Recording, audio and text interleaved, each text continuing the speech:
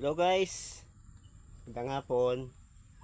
So, yung saging na ito mga guys ay may malaking buwig. So, inuumpisahan siya ng daga.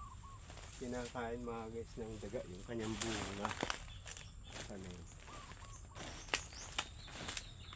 Ito ba siya? Hindi makita.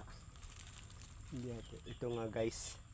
So, sa inyo guys, marami rin bang daga na naninira ng bunga ng inyong saging? Tuturo ko sa inyo ang technique mga guys kung anong dapat gawin para hindi makyat ng daga ang bunga ng inyong saging, para hindi makain.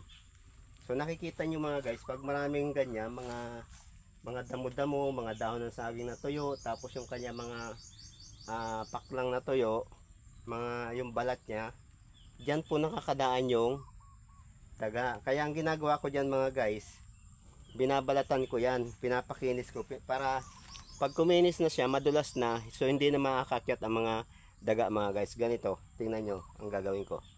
At napaka-effective nito mga guys.